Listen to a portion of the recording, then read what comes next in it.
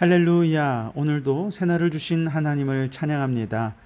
오늘도 말씀으로 시작하는 이 하루, 말씀 충만, 은혜 충만, 성령 충만한 하루가 되시기를 주님의 이름으로 축원합니다. 오늘은 예레미야 32장 6절에서 15절까지 말씀을 봉독해 드립니다. 하나님의 말씀을 경청하시기 바랍니다. 예레미야가 이르되 여호와의 말씀이 내게 임하였느니라. 이르기를 보라, 내 숙부 살룸의 아들 하나멜이 내게 와서 말하기를 너는 아나돗에 있는 내 밭을 사라. 이 기업을 물을 권리가 내게 있느니라 하리라 하시다니, 여호와의 말씀과 같이 나의 숙부의 아들 하나멜이 시위대 뜰 안 나에게 와서 이르되 청하노니 너는 베냐민 땅 아나돗에 있는 나의 밭을 사라. 기업의 상속권이 내게 있고 물을 권리가 내게 있으니 너를 위하여 사라 하는지라. 내가 이것이 여호와의 말씀인 줄 알았으므로 내 숙부의 아들 하나멜이 아나돗에 있는 밭을 사는데 은 17세겔을 달아주되 증서를 써서 봉인하고 증인을 세우고 은을 저울에 달아주고 법과 규례대로 봉인하고 봉인하지 아니한 매매 증서를 내가 가지고 나의 숙부의 아들 하나멜과 매매 증서에 인친 증인 앞과 시위대 뜰에 앉아있는 유다 모든 사람 앞에서 그 매매 증서를 마세야의 손자 네리야의 아들 바룩에게 붙이며 그들의 앞에서 바룩에게 명령하여 이르되 만군의 여호와 이스라엘의 하나님께서 이와 같이 말씀하시기를 너는 이 증서 곧 봉인하고 봉인하지 않은 매매 증서를 가지고 토기에 담아 오랫동안 보존하게 하라. 만군의 여호와 이스라엘의 하나님께서 이와 같이 말씀하시니라. 사람이 이 땅에서 집과 밭과 포도원을 다시 사게 되리라 하셨다 하니라. 아멘. 오늘도 이 말씀을 통해 우리에게 주시는 하나님의 음성을 듣게 되기를 바랍니다. 오늘 1절 말씀에 보면 지금 예레미야에게 하나님의 말씀이 임한 때가 언제냐? 시드기야 즉위 10년째 되는 해에 임한 말씀이라 그랬습니다. 그리고 느부갓네살은 이제 18년째 통치하던 때였는데요. 이때는 연도로 따지면 대략 BC 587년이나 586년 정도가 됩니다. 시드기야 9년차 때 바벨론이 마지막으로 예루살렘을 포위했고 그 후에 18개월 만에 예루살렘이 함락이 되니까 시드기야 즉위 10년째다. 그러면 유다가 망하기 직전을 의미하는 거죠. 바벨론이 이미 예루살렘을 포위해서 점령하기 시작한 지가 상당 기간이 지났다는 것을 의미하는 것이죠. 이렇게 나라가 어수선하고 이제 나라에 대한 희망이 점점 사라지는 그때에 예레미야에게 하나님의 말씀이 임한 것이죠. 이때 예레미야는 백성들을 향해 바벨론에 대적하지 말고 항복하라 라고 하는 하나님의 메시지를 전했던 터였습니다. 바벨론을 대적하는 것은 곧 하나님을 대적하는 것이다 라고 외쳤다가 그만 사람들에 의해 감금되고 말았죠. 2절에 보시면 그때에 바벨론 군대는 예루살렘을 에워싸고 선지자 예레미야는 유다의 왕의 궁중에 있는 시위대 뜰에 갇혔으니 그랬습니다. 자, 이처럼 예레미야가 시위대 뜰에 갇혀 있을 때 여호와의 말씀이 임했습니다. 그런데 여기서 한 가지 좀 더 참조할 것은 이때 예레미야의 나이도 적지 않았다는 거죠. 이미 늙었습니다. 그의 40년간의 선지자 사역도 이제 거의 막바지를 향해 가고 있었던 때였죠. 그런 예레미야 선지자에게 하나님께서 말씀하십니다. 7절 말씀에 보라, 내 숙부 살룸의 아들 하나멜이 내게 와서 말하기를 너는 아나돗에 있는 내 밭을 사라. 이 기업을 물을 권리가 내게 있느니라 하리라 하시더니 그랬습니다. 예레미야의 사촌 하나멜이 찾아와서 당신이 기업 물을 유일한 자이니 아나돗에 있는 자신의 밭을 사라고 말할 것이라고 하나님이 말씀해 주셨죠. 그런데 얼마 후 정말로 하나님 말씀하신 대로 하나멜이 찾아왔고 하나님께서 일러주신 대로 자신의 밭을 사라라고 말하는 것이죠. 앞서 말씀드린 대로 바벨론은 예루살렘을 둘러싸고 있었고 예레미야는 감옥에 갇혀 있었고 그의 나이는 이미 너무 많아 늙었습니다. 그런 그에게 느닷없이 와서 자기 땅을 사라고 하니 이 얼마나 뚱딴지 같은 소리입니까? 감옥에 갇힌 사람이 돈이 어디 있으며 돈이 있다 해도 어차피 이제 곧 예루살렘은 바벨론에게 점령당하게 될 텐데 땅을 사는 게 무슨 의미가 있습니까? 100번 양보해서 예루살렘이 바벨론에게 점령당하지 않는다 해도 감옥에 갇힌 나이 많은 예레미야가 그 땅을 사서 어떻게 밭을 갈고 식물을 가꾸어 경제 활동을 할 수 있단 말입니까? 그러니 예레미야에게 밭을 사는 것은 의미가 없는 거죠. 오직 한 가지 유일한 이유가 있다면 기업 물을 자라는 권리가 있다는 한 가지 사실뿐이었습니다. 그러나 이 모든 일이 하나님의 계획 속에 있다는 사실을 알고 있던 예레미야는 하나님 말씀대로 그 땅을 사게 됩니다. 9절에 보시면 내 숙부의 아들 하나멜의 아나돗에 있는 밭을 사는데 은 17세겔을 달아주되 그랬습니다. 은 17세겔이라고 하면 그 당시 상당한 액수였던 것으로 보여집니다. 그 당시 한 사람의 1년치 봉급이 은 10세겔 정도였다고 해요. 그러니까 은 17세겔이라고 하면 약 2년치 월급을 하나도 쓰지 않고 모아야 만들 수 있는 적지 않은 금액이었고, 그 거금을 주고 망해가는 나라에서 예레미야 선지자가 밭을 산 것입니다. 왜 하나님은 어찌 보면 예레미야에게는 아무 유익도 없는, 의미도 없는 이 밭을 사는 행위를 하게 하신 것일까? 그것은 하나님께서 예레미야에게 계속해서 선포하게 하신 말씀, 즉 비록 지금 이 나라는 망할 것이고 바벨론의 포로로 끌려가겠지만 70년이 지나면 하나님의 은혜로 나라를 회복하고 다시 포로에서 고국으로 돌아오게 될 것이다. 그러니 지금은 항복해라, 지금은 어떻게든 살아남아라 라는 메시지를 전해왔지 않습니까? 이 말씀은 사람들에게는 매우 거슬리는 말씀이었고 이 말씀을 아무도 믿으려 하지 않았습니다. 70년 후에 돌아오게 될지 영원히 망하게 될지 어떻게 알 수 있겠습니까? 그러니 사람들은 차라리 조국을 지키기 위해 마지막까지 바벨론에 저항하다가 장렬히 전사하는 것이 더 애국적인 일이 아니겠는가? 그러면서 예레미야를 믿지 못하고 그를 잡아 가두기까지 한 것 아니었겠습니까?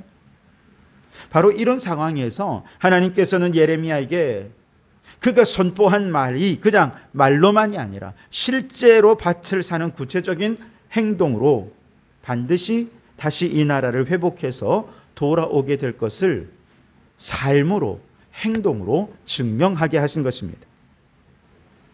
다시 돌아오리라는 희망이 없다면 밭을 사는 것은 정말로 의미 없는 일이겠죠. 그러나 다시 돌아오리라는 희망이 있기에 다시 돌아왔을 때 이 땅의 재산권을 주장할 수 있도록 그렇게 땅을 매매하고 거래를 하면서 사람들에게 매매 증서를 공증까지 해둡니다. 15절에 보시면 만군의 여호와 이스라엘 하나님께서 이와 같이 말씀하시니라. 이 사람이 이 땅에서 집과 밭과 포도원을 다시 사게 되리라 하셨다 하니라 그랬습니다. 이 거래의 공증은 서기관 바룩이 했습니다. 두 개의 계약서를 만들어서 하나는 인봉을 했고 하나는 사본으로 가지고 있었죠. 지금도 매매 계약을 하면 거래 당사자들끼리 두 부를 하고 또 이제 공인중개사까지 세 부를 만들지 않습니까? 그래서 인봉을 한 것은 그 누구도 열어볼 수 없었고 사본으로 가지고 있는 계약서의 진실성에 문제 제기가 있을 때 그때 그 인봉한 계약서를 열어서 확인을 하는 것이 그 당시의 관례였습니다. 예레미야는 사본과 인봉한 원본을 바룩에게 주면서 이 항아리 잘 보관해라 했습니다. 왜냐, 그 당시 사람들은 이렇게 안전하게 보관을 해서 문서를 항아리에다가 집어넣고 입구를 봉하여서 이걸 땅에 안전하게 묻어두는 그런 풍습이 있었기 때문에 바룩에게 그렇게 명령한 것이었죠. 여러분, 이 예레미야의 행동은 하나님의 말씀을 믿는 믿음으로 사는 삶이 어떤 것인지를 분명히 보여주고 있는 것입니다. 믿음은 히브리서 11장 1절에 보면 믿음은 바라는 것들의 실상이요 보이지 않는 것들의 증거라 말씀하지 않았습니까? 즉 현실적으로 이 나라는 지금 멸망할 것입니다. 멸망한 나라가 다시 회복될 것이라는 믿음 누가 가질 수 있겠습니까? 아무도 약속할 수 없고 그 믿음은 그저 막연한 희망일 뿐이야 라고 생각할 수 있었을 거예요.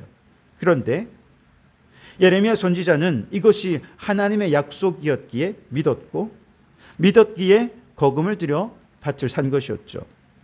자신이 선포했지만 믿음이 없다면 아마 밭을 사지 않았을 것입니다. 그러나 믿으니 밭을 산 것입니다. 예레미야는 하나님의 약속을 믿고 믿음대로 행동한 산 믿음의 소유자였던 것이죠.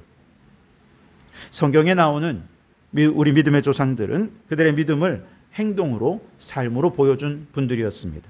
아브라함은 갈 바를 알지 못했지만 하나님의 약속을 믿으니 담대히 현재의 모든 삶의 터전을 버리고 하나님의 인도하심을 따라 나아가서 가나안에 결국 도달할 수 있었죠. 요셉은 꿈꾸는 사람이었습니다. 그 꿈이 하나님의 뜻이고 하나님의 뜻은 반드시 성취될 것을 믿음으로 살았기에 그 인생에 다가오는 수많은 유혹들을 다 뿌리치고 거룩하고 흠 없는 자로 살다가 마침내 하나님의 꿈을 이루시는 그날에 그 꿈을 성취할 수 있었죠.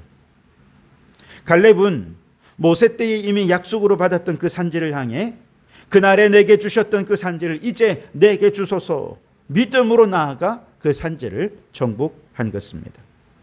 초대교회 수많은 믿음의 선조들이 조롱과 채찍과 결박과 옥에갇힘과 시련과 돌로 치는 것과 톱으로 켜는 것과 시험과 칼로 죽임당하는 이 엄청난 고난을 어떻게 다 담당할 수 있었을까요? 그 이유는 하나님이 우리를 위해 더 좋은 것을 예비해 두셨다라고 하는 하나님의 약속에 대한 믿음이 있으니까 그들의 생명조차 전혀 아깝지 않게 순교의 길을 걸어갈 수 있었던 것입니다. 여러분, 이처럼 지금 우리 눈앞에는 아무것도 보이지 않지만 하나님의 약속을 믿고 믿음으로 살아간다면 반드시 그 바라는 것은 실체가 되고 하나님의 약속은 성취되는 결과를 얻게 될 줄 믿으시기 바랍니다. 우리가 믿는 것은 그저 막연한 희망이 아닙니다. 하나님의 약속을 믿는 거죠. 그러니 당연히 믿음은 하나님의 약속의 말씀을 통해서 우리에게 주어지게 됩니다. 로마서 10장 17절 말씀에 믿음은 들음에서 나며 들음은 그리스도의 말씀으로 말미암느니라 그랬습니다. 우리가 하나님의 약속의 말씀을 들을 때 성령님께서 그 약속의 말씀이 믿어지는 믿음을 선물로 주십니다. 그리고 그 믿음은 그에게 꿈이 되고 그 꿈을 현실로 이루어가기 위해 그는 최선을 다해 꿈을 쫓는 삶을 믿음으로 살아가게 되는 것이죠. 그런데 그 약속은 현실에서는 지금 아무것도 이루어진 것이 없지 않습니까? 눈에 보이는 증거도 없어요. 오직 성령님께서 그 약속이 이루어질 것이라는 확신을 갖게 하시니 우리는 성령께서 주시는 그 마음으로 믿음대로 살게 되는 것이죠. 여러분, 믿음은 단순한 신념이 아닙니다. 적극적인 사고방식은 더더욱 아닙니다. 믿음은 하나님의 약속의 말씀에 대한 성령의 선물로 우리에게 주어지는 것입니다. 그 선물을 받은 사람은 누구든지 말씀대로 순종하는 삶을 살게 되고 말씀은 실상이 되어 결국 우리 앞에 나타나게 될 것입니다. 오늘 우리가 살아가는 이 세상은 너무 현실적인 것을 좇습니다. 자신의 유불리를 따지면서 이기적으로 유익을 따라 행하는 것이 오늘 우리가 살아가는 이 세상이지요. 여러분, 이런 세상 속에 도무지 비현실적이고 전혀 유익이 되지 않지만 그래서 사람들로부터 어리석다, 미련하다 손가락을 받을지 모르지만 그럼에도 불구하고 이게 하나님의 약속이니 나는 믿습니다 하고 믿음으로 행하는 사람, 바로 그 믿음으로 행하는 성도들을 통해서 하나님의 약속은 실상이 될 것입니다. 그러니 여러분, 오늘 이 하루 믿음과 믿음을 삶으로 행동으로 나타내셔서 그 믿음이 만들어가는 놀라운 기적의 역사를 실상으로 보게 되는 우리 모든 성도들이 되시기를 주님의 이름으로 축원합니다. 기도하겠습니다. 하나님, 모두가 눈에 보이는 현실을 좇고 자신의 유불리를 따져 유리한 쪽으로만 행동하려고 하는 이 세상 속에서 적어도 우리 믿음의 사람들, 우리 성도들만큼은 하나님의 약속을 믿고 약속을 전하고 믿음대로 선포한 대로 살아가는 저희들이 되게 해 주시옵소서. 그리하여 하나님의 약속이 실상으로 이루어지는 믿음의 역사를 보고 역시 하나님은 오르셨습니다 라고 하나님을 찬양하는 저희들이 되게 해 주시옵소서. 예수님 이름으로 기도드립니다. 아멘.